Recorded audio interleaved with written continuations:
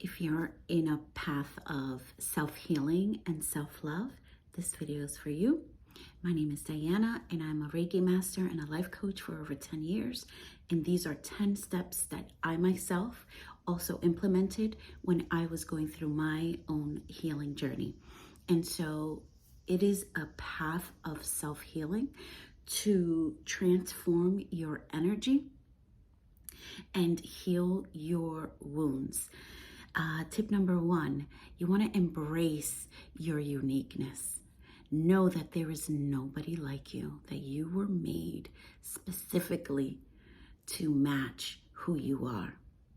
You have to recognize your strongest points and use them to your advantage. You deserve love just as you give. You definitely deserve that same energy to come back to you. And so when we embrace who we are, our authentic self, then we become to embrace who we are without comparing ourselves to others. Tip number two, you start prioritizing your self-care. Whether it's 15 minutes, whether it's a full hour, you start making time in your schedule for your self-care, whether it's getting your nails done, whether it's getting a massage, whether it's getting energy healing, whether it's just a 15-minute nap, right? Sometimes we need that. Our body is yearning for that. And so when we increase our self-care, that means that we are prioritizing our own healing above anything else that may be going on around you. And now that also comes with you're being mindful of the types of food that you're now ingesting. You become mindful of your surroundings, who you allow into your inner circle. You start engaging in activities that starts lighting up this amazing sense of self within you, whatever it is, right? Maybe like for me, I'm starting dance classes because I love to dance, but I want to get into it more for myself, like in a professional manner. So that's something that I'm going to be embarking on, right? So you have to find what self-care routine you can start adding into your schedule on a daily, not once a week or once a month when you make time for it. Schedule time, even if it's 15 minutes, to read a novel or a book, something that you've been wanting to just read and you never made the time for it. Start scheduling that now. Number three, it's kind self-talk.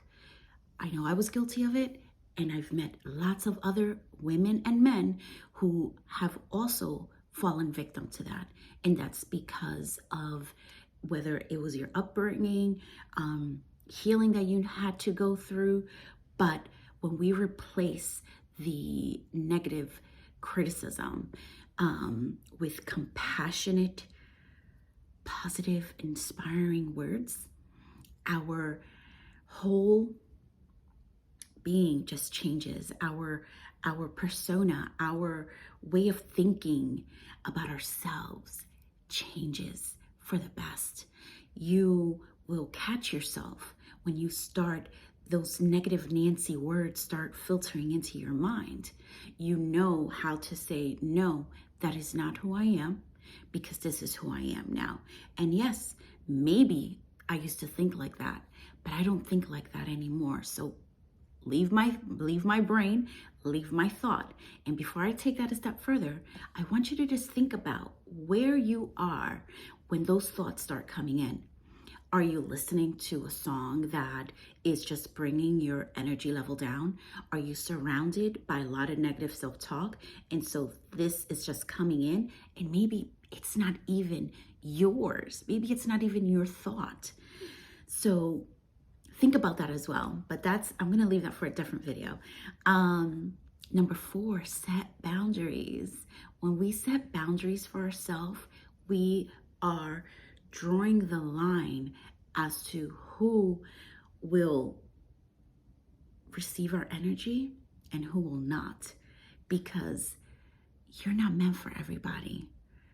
okay? You must protect your energy, especially after you've done your healing work or you are in your healing journey. We no longer accept last minute invites from people who didn't even want to invite us in the first place. We no longer are in contact with people that we've already let go of, right? Because in order to be in this healing journey, you should have already released what is no longer serving you. Okay, so after we release, you got to make sure that you have these boundaries set up. You schedule time for when you're going to be meeting, certain people.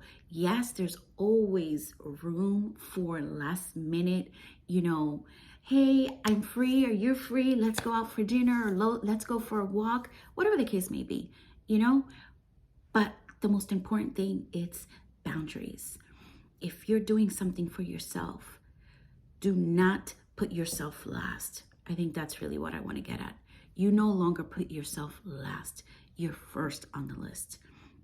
And these healthy boundaries are more in place for us to say no when we don't have room for other things because we're working on something, and that's okay. All right. Number 5, you want to celebrate your achievements. I don't care how minuscule it might be for you, or how large it might be, but you celebrate it. You celebrate it when you turn that negative self-talk into something positive. You celebrate when you were able to manifest something, whether it was a call from a friend, or you got to dance. You got to dance the way you've been wanting to. You manifested a car, a new career. You manifested people out of your life. Whatever it is, you lost a pound. Celebrate it. Celebrate each journey that you know that you've overcome. And it's just going to bring you even more and more positive changes. Number 6 is your inner child healing. And when we nurture our inner child, it allows room for creativity to take place. It allows us to heal those traumas that we experienced when we were children, and just allows you to engage in joyful activities that maybe you didn't get to enjoy when you were a child. So you start doing those things now. For me, I love when I take my kids to the park, I get on the swing. They're like, Mom, can you push me? No, use your legs. Do what I'm doing, right? Push yourself. I'm showing them how they too can be independent. And so I love doing that. I love getting on the swings and just, swinging away as free as a bird. And so do that. Number 7, it's mindful self-compassion. That same compassion that you give to others so selflessly, start giving that to yourself. Start being compassionate towards you. Start being okay with, hey, I didn't get to lose 5 pounds today, or, not today, in that week. But you know what? I lost 3, so I am freaking excited. I have to celebrate. I have to be okay with it, because you know what? You made it though. You didn't do the 5, but that's okay. You're more than halfway there. And that's what also celebrating it is about. Treating yourself with that same kindness and understanding that you treat others. Number 8, daily affirmations. I cannot stress this enough. Every day you start by saying these affirmations that are going to change your life. And I know I shared a video about it. I am, oh my God, I can't even remember right now. My life is amazing. In every day and in every way, my life is amazing. Try that and let me know how it works.